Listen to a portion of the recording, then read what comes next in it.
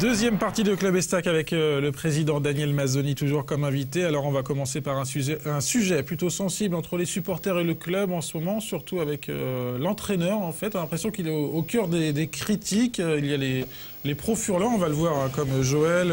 JMF est un bon entraîneur, ce n'est pas lui qui est sur le terrain. La faute incombe surtout aux arbitres. Et puis sur notre Facebook, il y a Tanguy ou encore Thomas qui ne comprennent pas le renouvellement du contrat. On le rappelle, Jean-Marc Furlan a signé au club jusqu'en 2017. Quel est le signe de cet engagement sur la longue durée avec Jean-Marc Furlan?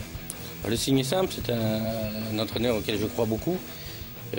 Tout dans cette profession, d'ailleurs, beaucoup le reconnaissent, beaucoup l'analysent comme un entraîneur de qualité et de talent. Et si on veut grandir dans ce club et arriver à terme à le stabiliser au niveau où on souhaite, il faut de la continuité. Donc on peut pas, moi je ne crois pas en changeant d'entraîneur déjà tous les 2 ans ou tous les 3 ans qu'on arrivera à stabiliser ce club. Je l'ai fait une fois en arrivant parce que j'étais pas du tout en phase avec l'entraîneur que j'avais à l'époque. Patrick Rémy, à l'époque. Aujourd'hui j'ai un entraîneur qui va très bien, qui est reconnu, qui a de grosses qualités et aussi qui a un gros talent. Pourquoi? Parce que aujourd'hui il fait avec ce qu'il a. Aujourd'hui, comment vous expliquez justement ces critiques envers Jean-Marc Furlan aujourd'hui, qui sont assez violentes en plus?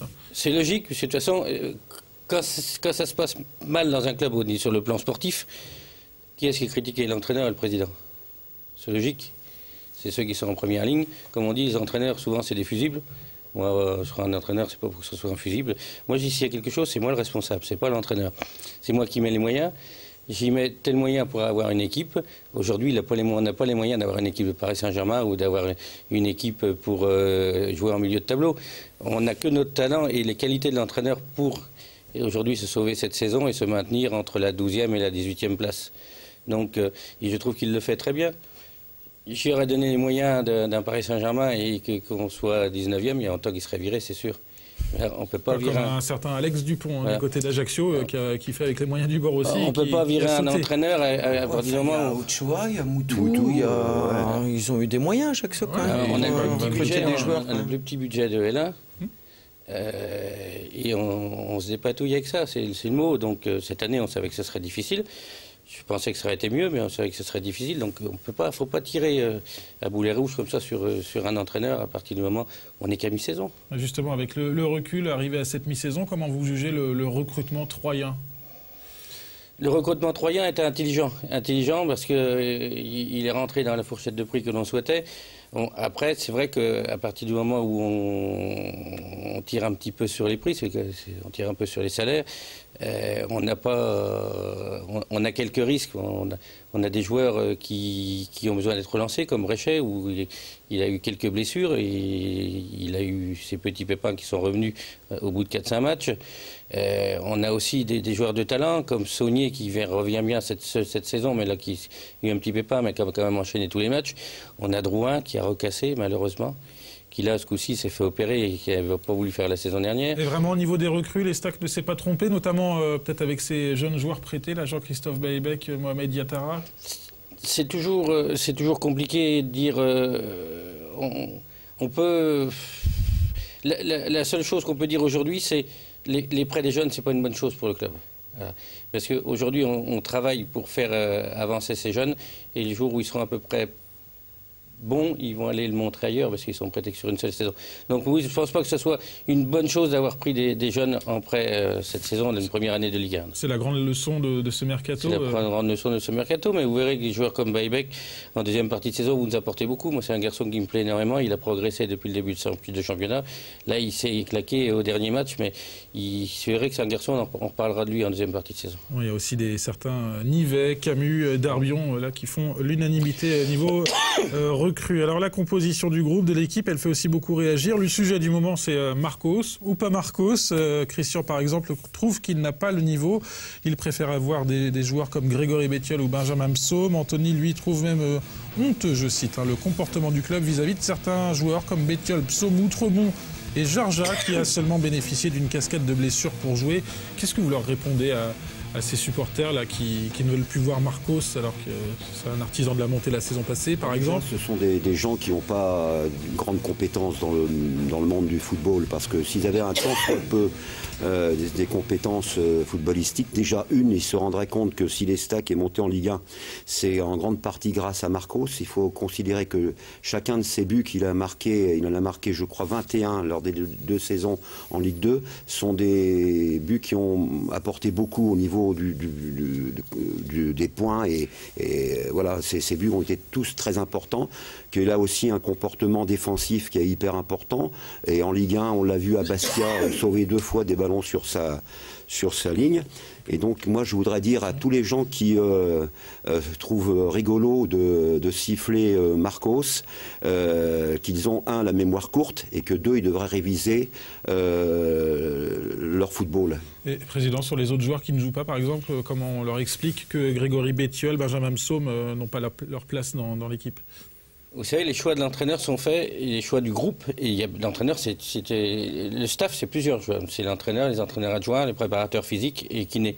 Donc le choix déjà des joueurs qui seront sur la feuille de match à chaque match, c'est fait en commun. C'est pas qu'un seul homme qui le fait. Moi, j'assiste à toutes ces réunions d'avant-match. Jean-Marc demande avis à tout le monde et tient compte des avis de tout son staff. Donc c'est déjà un choix de 7-8 personnes. Et c'est basé sur quoi? C'est basé sur les entraînements, sur la régularité des entraînements. Si on est bon aux entraînements ou si on n'est pas bon. Donc, les joueurs qui sont bons aux entraînements seront sur la feuille de match ceux qui sont moins bons, qui s'arrachent moins à l'entraînement ou qui sont en méforme à ce moment-là, ils ne seront pas sur la feuille de match. Ce ne sont pas des joueurs qui ont le niveau Ligue 1 aujourd'hui? En tout cas, selon le... Il n'y a pas que le niveau Ligue 1 qui compte, il y a aussi cet investissement à l'entraînement, il y a beaucoup de choses qui rentrent en ligne de compte. Donc les joueurs qui méritent à l'entraînement ont plus de chances d'être sur la feuille de match. Bon, il y a un joueur qui vient d'arriver au club, c'est Sylvain Montsoreau, le défenseur central, qui jouait du côté de Saint-Etienne, il était libre même. Le journal L'Équipe, la semaine dernière... a cru savoir qu'il y avait de l'eau dans le gaz entre le club et le joueur. Qu'en est-il vraiment aujourd'hui? Est-ce que le Stac veut se séparer ou non de Sylvain Montsoreau 3 semaines après sa signature? Non, j'ai répondu qu'il n'en avait jamais été question.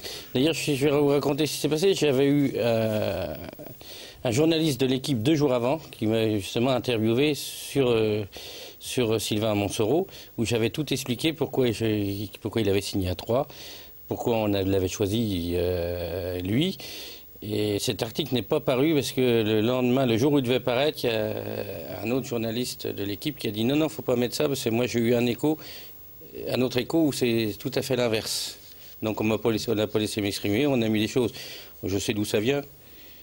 Et on ne va pas polémiquer ici, c'est pas le but. C'est qu'un journaliste c'est clair qu'il y a des fausses informations et qui cherche à déstabiliser le club.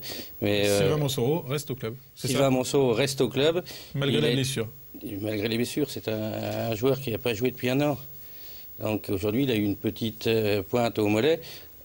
Il aurait pu jouer le dernier match, il n'aurait pas voulu prendre de risque. Il a mis 10 jours d'arrêt parce qu'on aura besoin en deuxième partie de saison. C'est un grand joueur qui a énormément de matchs de L1 et qui va nous apporter beaucoup. Il y a un autre mercato qui arrive, le mercato hivernal. Est-ce qu'il y aura des nouvelles têtes au stade de l'Aube début janvier? Je ne sais pas aujourd'hui. Je ne sais pas parce que ça va dépendre. On va laisser passer ce match de Bordeaux.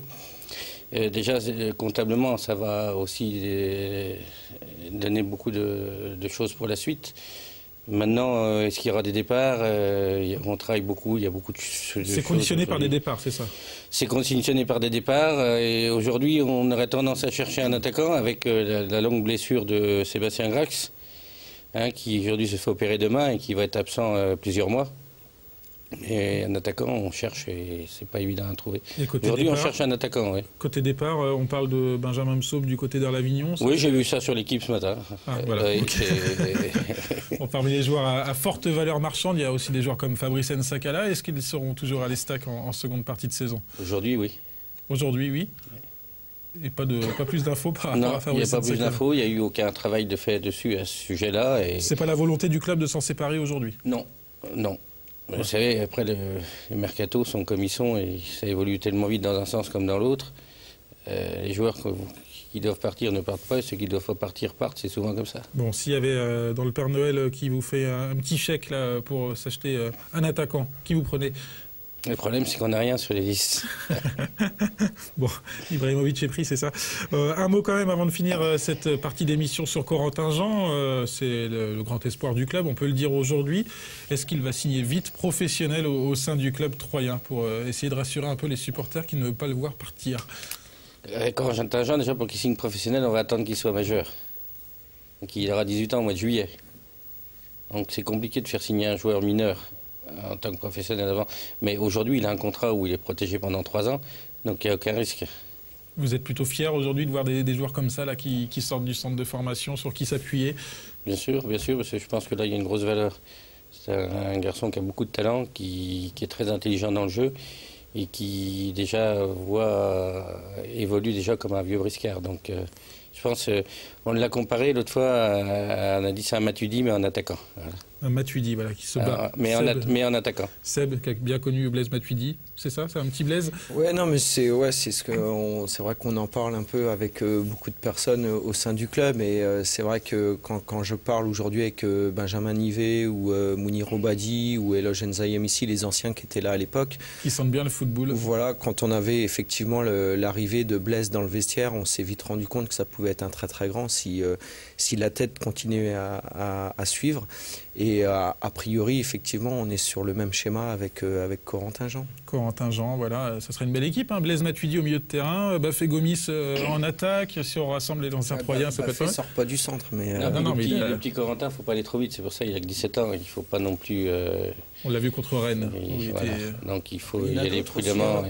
Qui vont montrer il n'est pas le seul. Jimmy Cabot notamment. Qui prouve que le centre de formation fonctionne bien. Bon voilà, on a fait le tour des sujets qui font parler en tout cas en ce moment. Dans la troisième partie de Club Estac, il y aura les échos très attendus. Quand même. Oui, quand même. Les idées cadeaux de Carlos pour Noël. On parlera aussi du dernier match de la phase aller. Ça sera du côté de Bordeaux samedi soir. À tout de suite.